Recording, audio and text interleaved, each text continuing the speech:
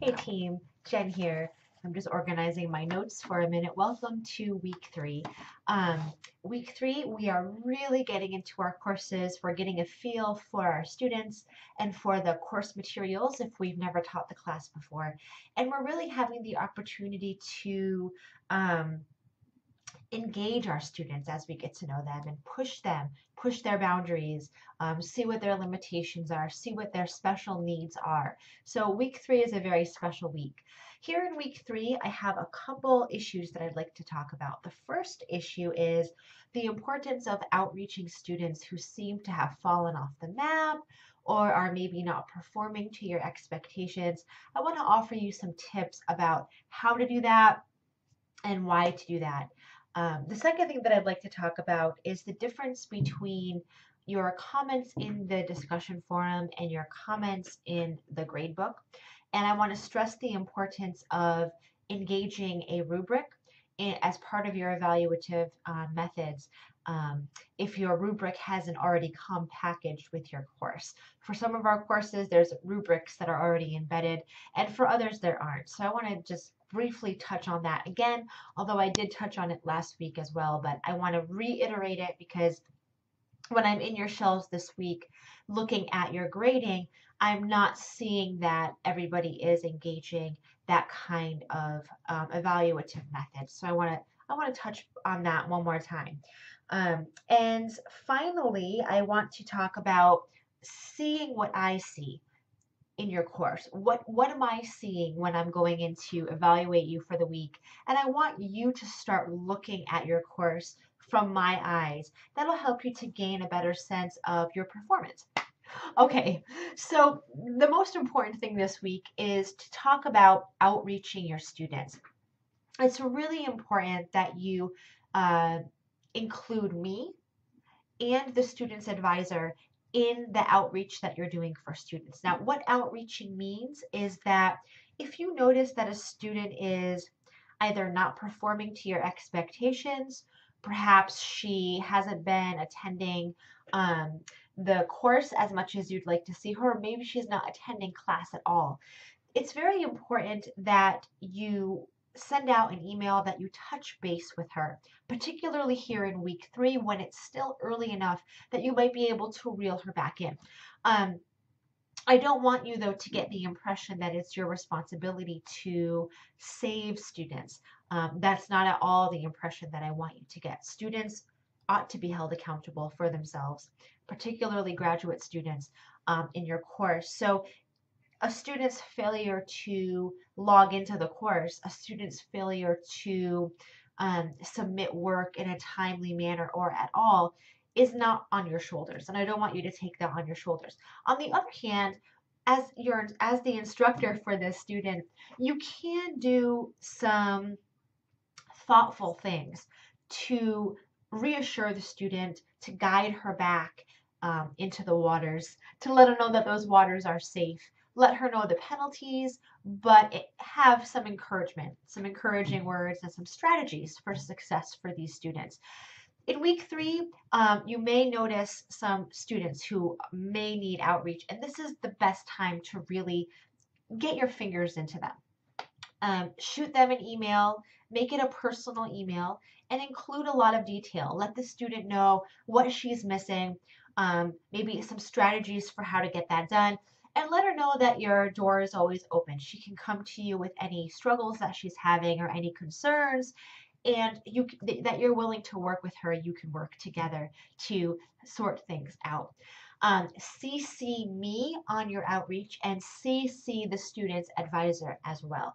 I like to know when you're doing outreach and how you're doing outreach, because one of the things that I evaluate instructors on is their outreach methods and their outreach success.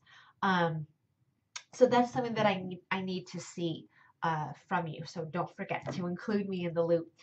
The second thing I want to touch on once again is the idea of what kind of comments go in the discussion board and what kind of comments belong in the gradebook.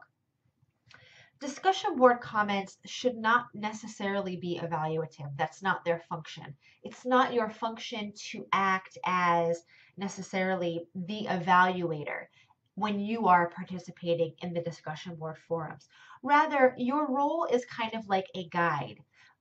You want to use the discussion board forums to answer questions by posing more questions. Yeah, you want to use the discussion forums to create controversy, to disagree, to make students a little uncomfortable in their ways of thinking, and to challenge that by offering different ways of thinking, new insights, perhaps offering some resources.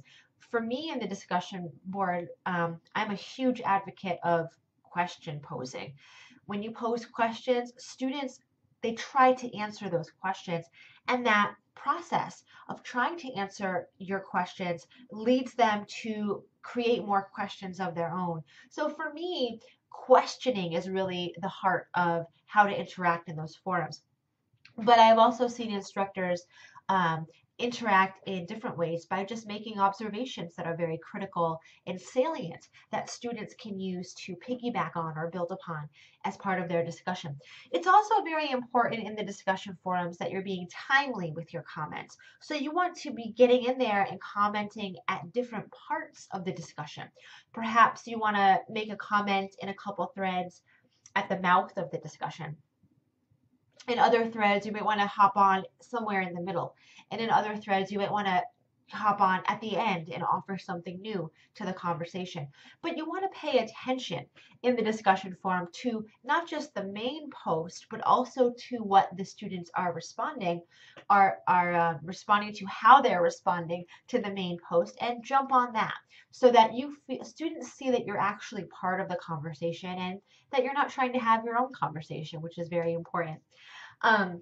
The comments that you leave for students in the gradebook are in no way an extension of your comments from the discussion forum. So in other words, the gradebook is not the place where you should be posing critical questions that get students to think deeper about the material.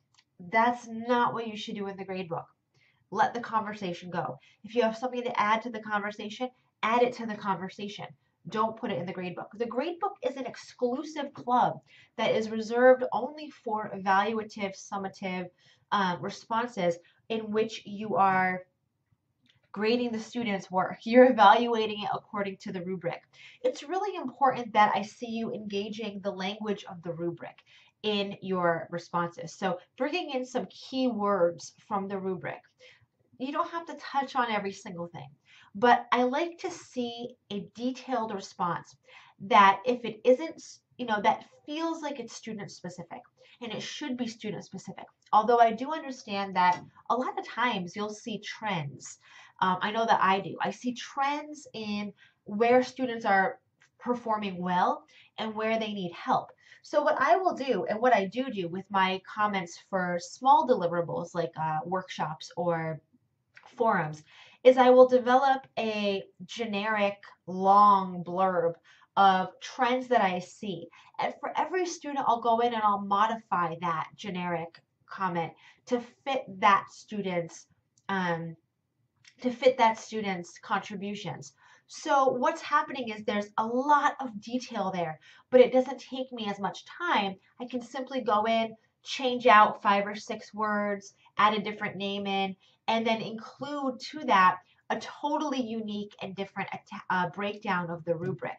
So that gives you a lot of elbow room. If you're seeing some trends, you won't always, but I think I mostly do. I see a lot of trends with where students are going every week. And I also try to offer tips for them in my comments about what I want to see from them next week. And I tend to give that same tip to every student. It helps me so much because well, if it's applicable to that student, which it isn't always, but if you say, for example, you've done a great job with this and that, but in week 3, I really want to see you honing in on being uber judgmental and really, sending that argument into space. Watch my video on argumentation and come back in week 3, and I want to see you making a solid, aggressive, in your face, nasty judgment. And I say that, and that's what I look for in the next week. That helps you in your evaluation to be really clear about what you're going to hone in on from the rubric, what you're really going to value the most from students and make it different every week. That helps students to develop their skills so much more, and it's exciting as an evaluator to see what they do with it. I don't know about you, but I like to play with students a little bit that way. But it's very important that you are attaching a rubric of some sort in every single deliverable that you grade. You can either break it down numerically, you can actually attach a rubric by going in to edit each assignment and creating a rubric that you can just quickly fill out. You can add comments on it. It's so easy. It's so quick. It is just so helpful for students to see their quantitative values of how they performed. Okay. The final thing I want to talk about today is I want you to start to see your course as I see it. I want to tell you what I do when I go into your course. When I come into your course, the first thing that I do is I look at your announcement. And I'm looking for very specific criteria. If you don't know what that criteria is, go back to my week 1 video where I outline the specifics of what an announcement should do, how it should do it, when it should do it, and why it should do it. But I look at your announcement first. That announcement counts for a lot of points. It's very important. It's a very important point of access for the course. So that's where I begin. Then I go in and I check the tab that says evaluation. There's a pull down menu. I go to performance dashboard. From there, I click on your posts for the week and I read all of the contributions that you've made in the forums. I see when you've made them. I look at how you've made them. I want to see that your comments are conforming to the description that I told you a couple minutes ago about what discussion posts should do. And then I evaluate you according to that. The next thing that I do is I go into your gradebook. I go to the full gradebook and I check on reports.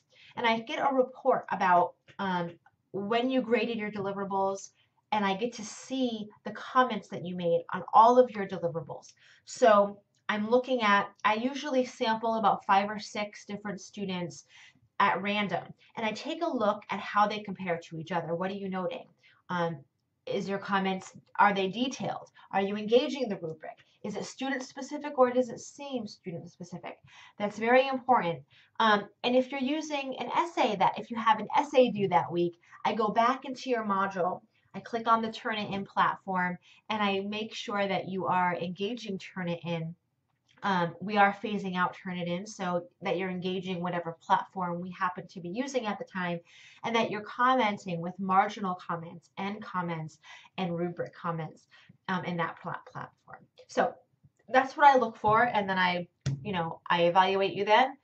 I submit it, I write a report. If I feel like there's anything that is noteworthy, whether it's good or bad, and I write that report every week. So that's what I see from you, and I want you to start seeing yourself through those eyes as well. That can be very helpful if you know how you're being evaluated. I hope that you all have a great week, and I will see you here next week. Bye for now.